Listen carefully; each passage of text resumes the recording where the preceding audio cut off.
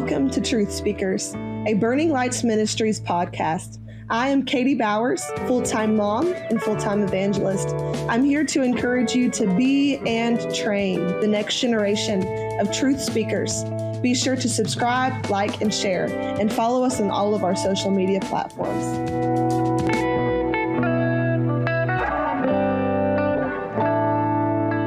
You want to know what's stupid?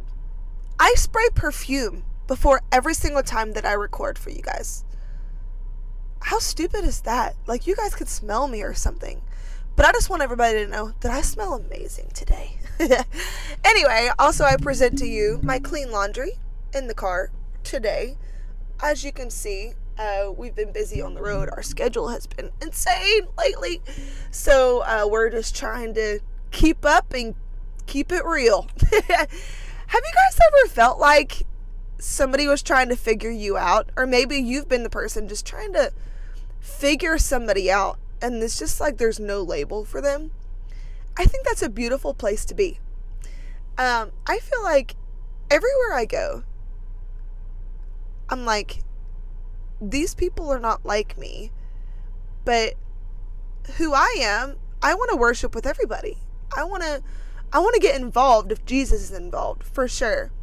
But you know how many times I've walked into a place and I see people look at me from head to toe, trying to figure me out by the way I dress.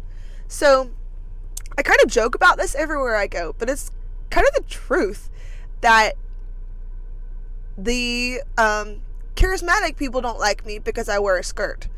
But also the apostolic people don't like me because I cut my hair. And so I had to just kind of settle in my mind early on.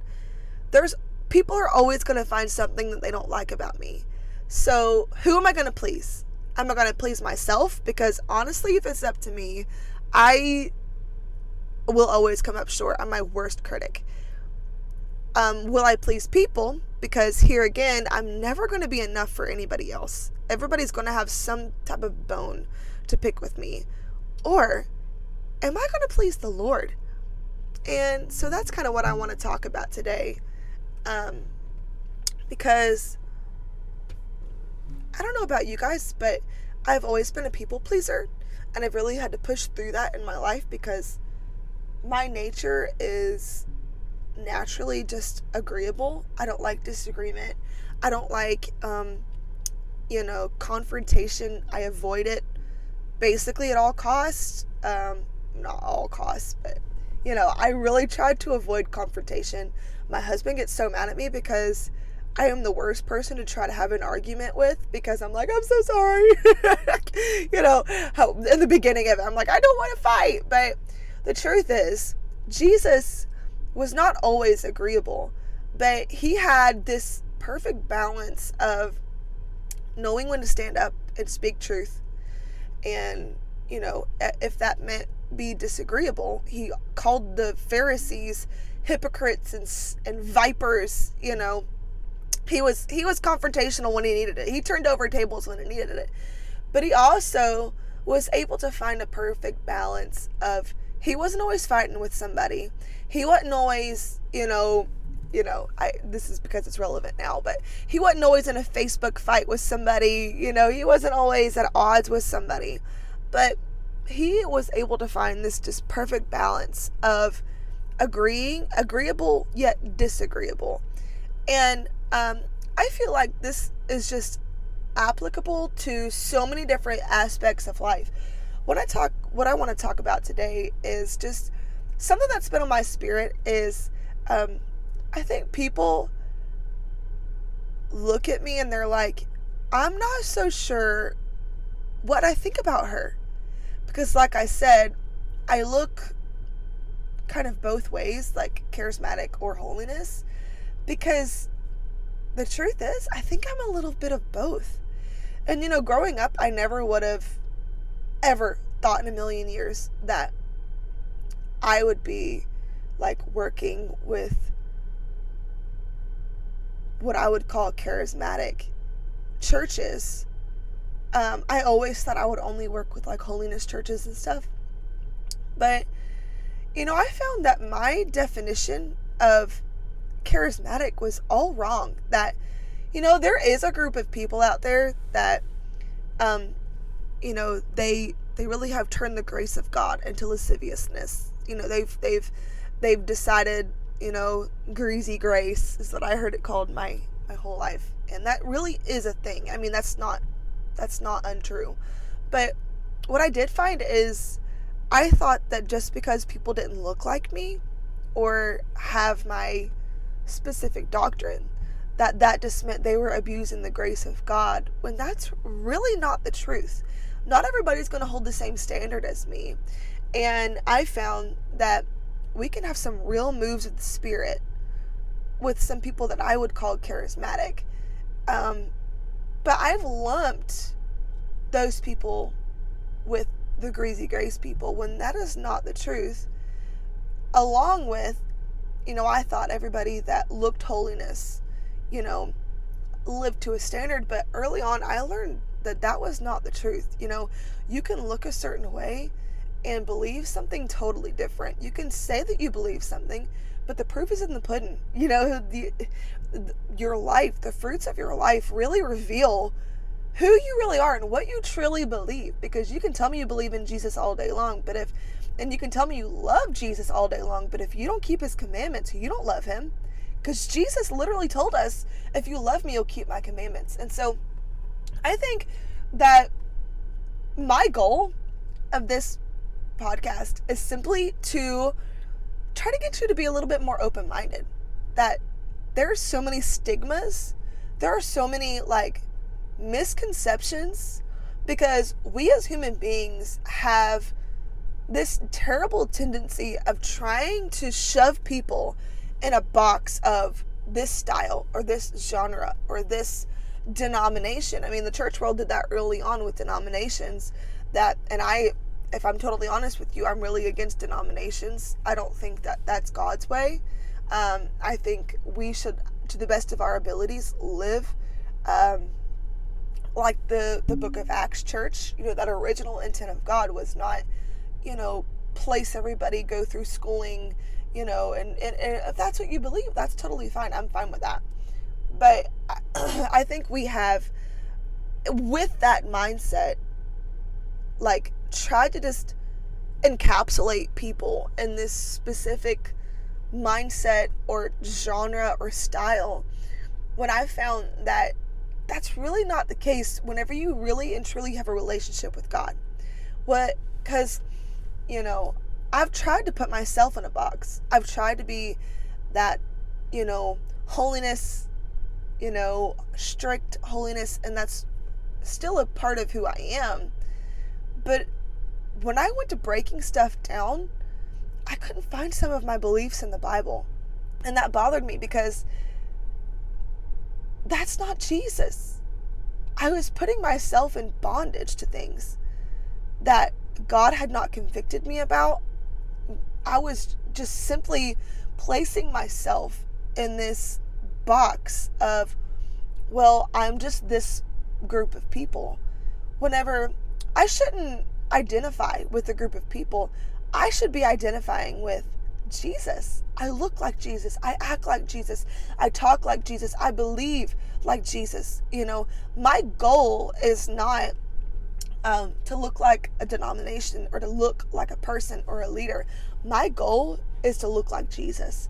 And I truly believe that is the definition of holiness. Whenever I, look at my life and look at myself, and I place Jesus beside me in my mind, and I see what parts of me do not look like him.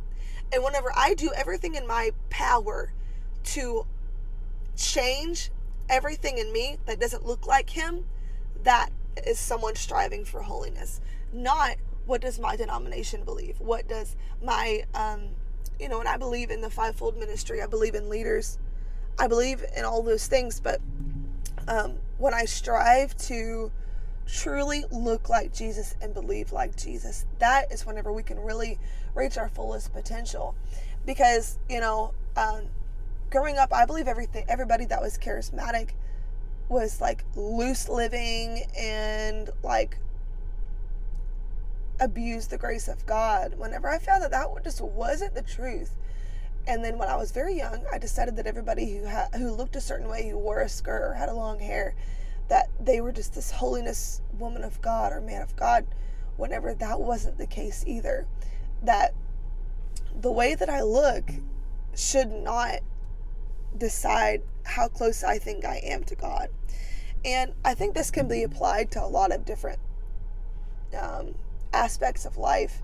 Like, I was recently listening to this, really it was a YouTube, I was watching it on YouTube,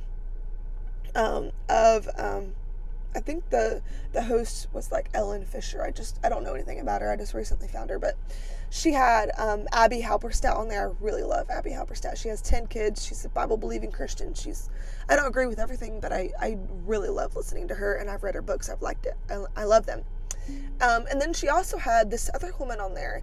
I can't remember her name. Maybe it was something like maybe Ginger. I don't know. You have to look it up. But she is kind of a voice for the gentle parenting, and Abby Halberstadt is definitely not.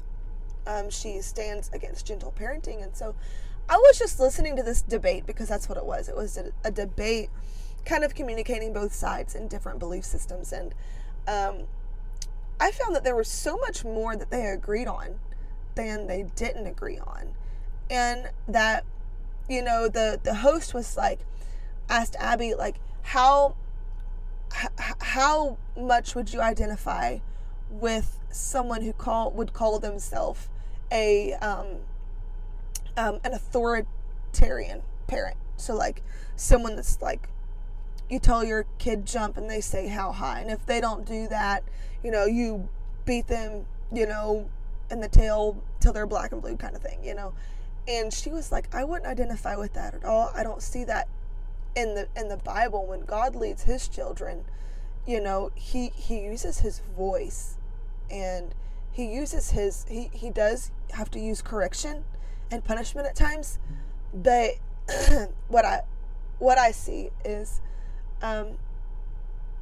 God is not wanting us to have this relationship with him based on, if I don't do something right, God's going to strike me dead, because that is not a real relationship. A real relationship is someone that you can communicate with, someone that you can reason with. The Bible taught us that Moses reasoned with God, that was a relationship that we should strive for, a relationship that as the disciples, they walked with Jesus, and as Moses, they reasoned with God, and they walk in power, but they also walk in mercy. And then the host asked this other woman, the gentle parenting expert, and she asked, how well could you identify with passive parenting? And that's just like parents who are passive, like they don't approach things, they don't approach problems head on, they just basically ignore it, and they disregard all of their child's actions. Whenever, like, authoritarian and then passive, they're like total polar opposites, and neither one of those women identified with either one of those labels, because we have tried to put them in boxes. I know I have honestly come against gentle parenting a lot, and then whenever I heard her perspective, I was like, wait a minute, there is a radical belief of gentle parenting that I believe is more like passive parenting, where it's like you don't care that whenever your kids get older that they are going to have to follow the laws of the land, that they're going to end up in prison if they don't learn how to follow rules. But there's also, like, I also don't agree with authoritarian parenting, that I want to teach my kids how to make decisions for themselves, how to make educated, Bible-based decisions for themselves, and not having me as their, like, ruler or dictator all of their life. I, as their parent, recognize that they're so young. They're, 4, 3, and 1 right now, and I know that they can't make educated Bible-based decisions right now, but I am even now teaching them how to reason, taking moments to teach during that, because I want to raise, level-headed, reasoning adults that don't break the laws, right? I don't want them to end up in prison, but I also want them to know that truth is truth, and that we believe that truth is solid no matter where you stand. And so if my child lies to me, there will be a consequence. And so I've come against this gentle parenting thing, believing that all gentle parents were passive parents, whenever I found that I was really wrong about that. And I honestly got a little bit convicted, because I was like, I am doing the same thing to these people as I get irritated at people doing to me, which is trying to label me or trying to fit me in a genre or a style. And what I found is the Lord loves a just balance. He is the perfect balance. Jesus is the perfect balance of everything. I mean, just look at his character. We see that he, okay, let's say it like this. David found the mercy of God whenever he went and ate the shewbread, which he wasn't allowed to do. It was against the law. He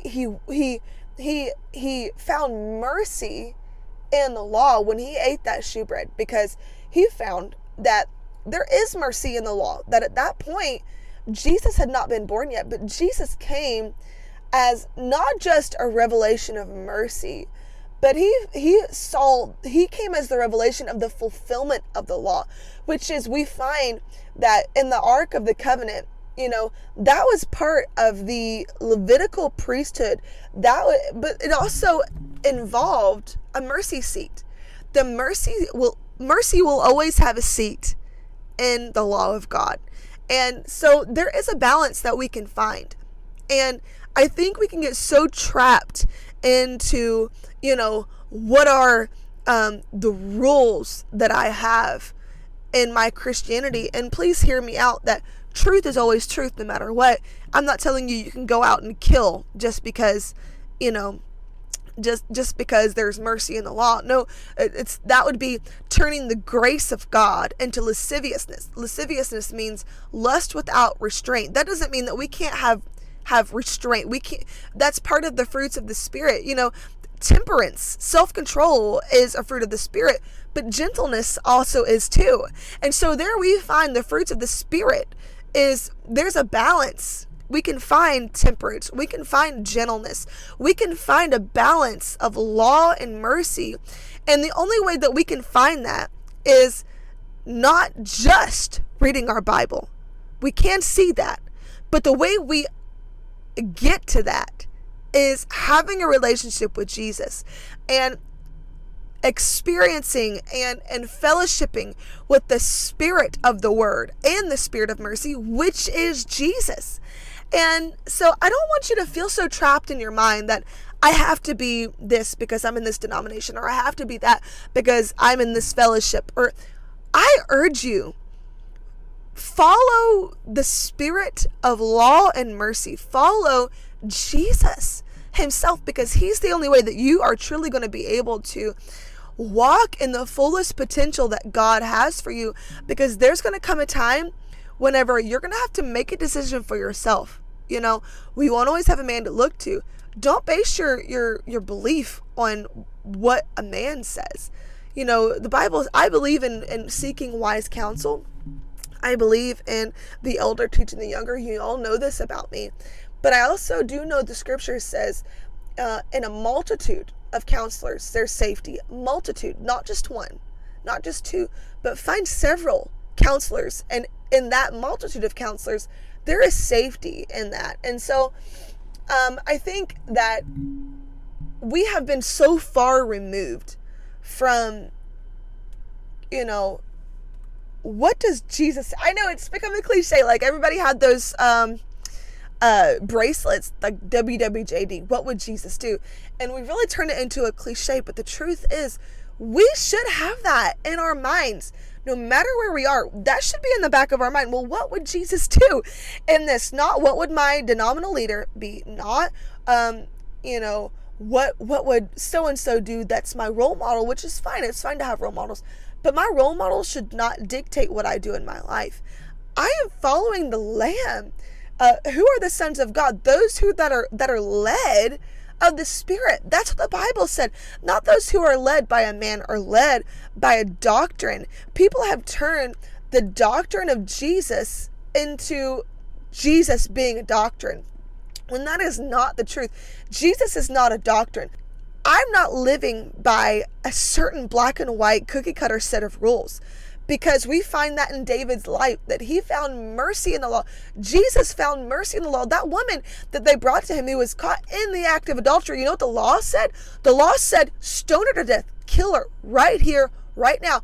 But somehow Jesus looked at her and I don't even know what he wrote in the sand, because he told them, he said, he who's without sin, let him cast the first stone. Jesus was the only one in that group of people that had that opportunity to cast a stone, but he chose not to. He was the only one without sin. That's why everybody left but him.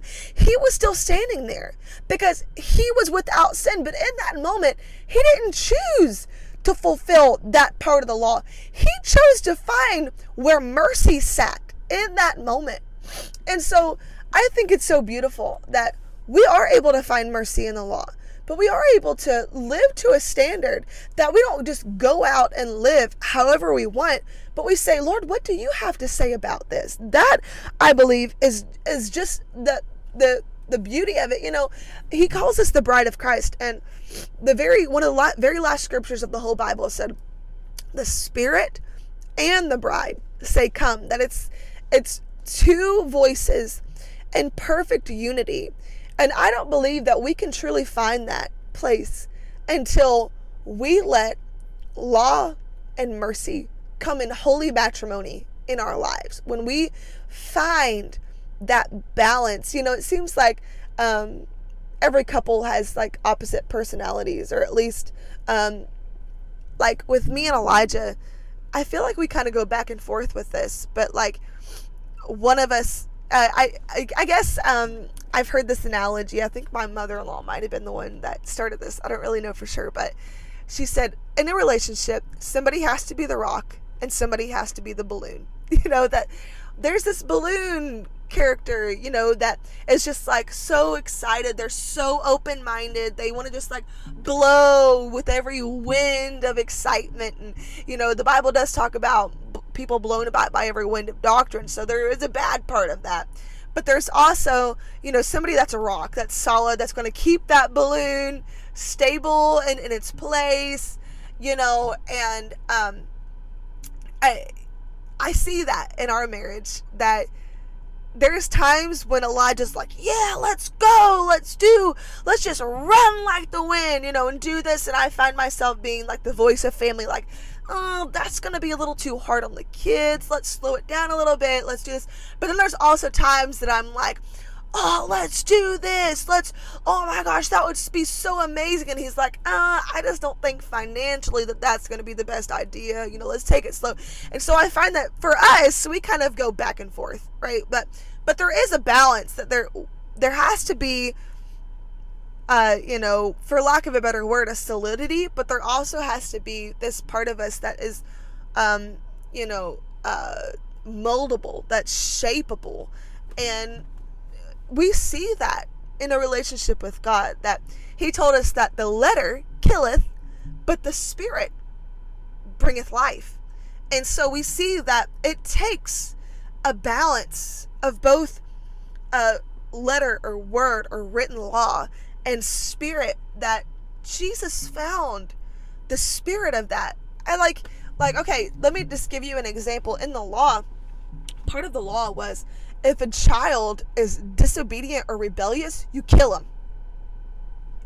I just want to know how many parents fulfilled that, obeyed that part of the law.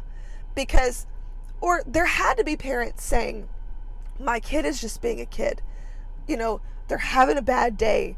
They're trying to spread their wings and trying to figure out life. And right now, it looks like rebellion. Right now, it is definitely disrespect. But because they had a love for their child, they were able to find mercy in that law, that they didn't just go kill their kids whenever they were disrespectful every 5 seconds, right? Or else there would be no children. Life would have stopped. Humanity would have ended, because every single one of us has had a bad moment when we're kids, when we're adults. Every single person in the world has rebellious moments. And so I guarantee you, they found mercy in the law that day, but yet they were still fulfilling those foundational parts of the law. And so I urge you, don't put yourself in this captivity of, this is just so easy, black and white, whenever it really takes a relationship with Jesus to be able to find the balance of who we are supposed to be in God, because that's who Jesus is. If I'm looking at Jesus, I'm reading his word, I'm looking at the character of God, I'm experiencing his love, but I'm also experiencing his chastisement. I find that there is a balance of rules and regulations and laws, but there also is a balance of, I find mercy and I find a comfort, and I find that rest part of it, that I know that God isn't just going to strike me dead when I make a mistake, because I've experienced his mercy. But I do understand that there are consequences when I make bad decisions, and that's okay. That honestly keeps me on track, because if it was all mercy all the time, we'd end up dead in a ditch somewhere, But if it was all rules all the time, none of us would have any spirit, none of us would have any hope. But there is a place in God that we find hope and peace and security. I mean, I had something happen to me. Honestly, it was just last night. I was praying about our living situation that I have talked to you all about a lot. And I was just praying, Lord, my kids, and this is honestly transparent for me, but my kids, they need a place that's stable. They need a place that's, we can call home, somewhere they can come home for the holidays, a place that's stable. And I just kept saying stable. And I thought, Lord, I said, Lord, that kids thrive on stability and that stable environment. And I really felt like God spoke to me and he said, who told you that? And I was like automatically defensive, like, well, that's it's been proven, it's proven facts. And I realized, who did those studies? Who said this? And it's these like child psychologists, and I'm sure they're very educated. They've got lots of experience and childhood experts. But then I started looking at the Bible and I realized that my kids do not need a stable environment. They need a stable mom, because that's what the Word of God teaches me. Be ye, stable, be unmovable, always abounding in the work of the Lord, stand steadfast in the faith. All of these things are talking about us as human beings, because we're not always going to be able to control life. We're not going to be able to control our child's environment. I was talking to someone the other day and they were like, well, I just didn't even know what to do in this situation, because there was a transgender person working in this public, place. And I knew my young children were going to have questions. They were going to be confused about it. And they were like, I just didn't make the decision. Like, I was standing there in the store thinking, should I leave or should I continue shopping? And, I think she ended up making the right decision of just staying and using it as a teaching moment, because I've realized, like, I've already had to have the talk with my 3-year-old and 4-year-old about men marrying men are not of God, that boys and girls get married, and I've already had to have this conversation of, homosexuality with my kids, and that the truth of the gospel and the truth of Jesus is, this one man, one woman, and holy matrimony. I've already had to talk with them about how, you get married and then you have kids, because there's so many that are having children and buying a home and doing all these things before marriage. And so I'm already having to approach these things, that we can't be that passive parent, right? We can't, not be intentional about it.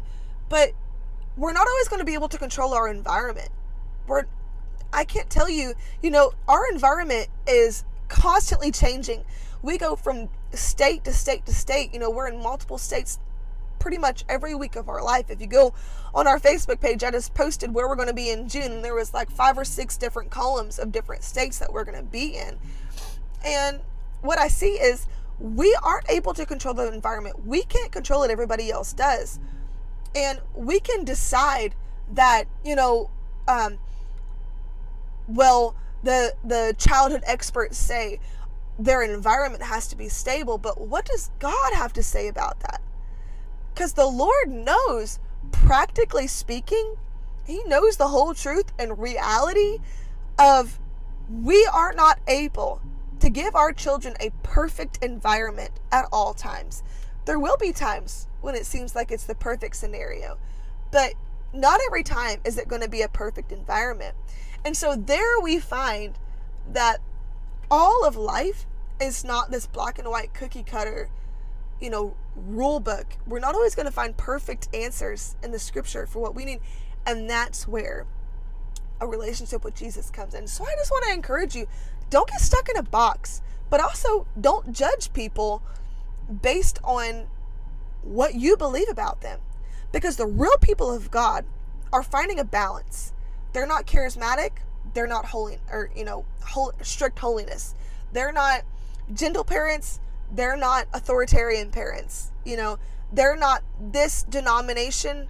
They're not that denomination. We are simply following the voice of all creation.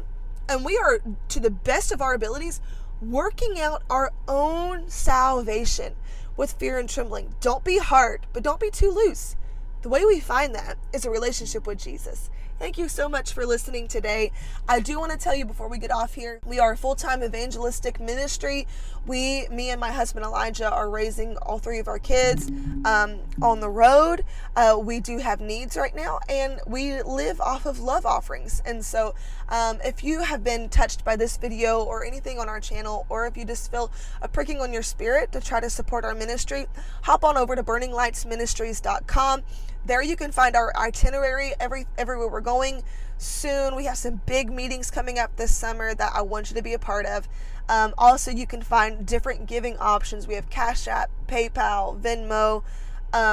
We use a service called Give Butter. They're able just to go on directly onto our website and give either a one-time offering or become a sponsor. So we will be starting homeschooling next month with our oldest daughter, and so things are getting busy for us. The expenses, we're buying homeschool material. The Lord has been helping us with that, but that's just some of the needs that we have right now. Homeschool material, gas is it's high right now. We pay groceries just like everybody else, and it's high right now. We're buying diapers, we're buying baby wipes, we're buying baby needs.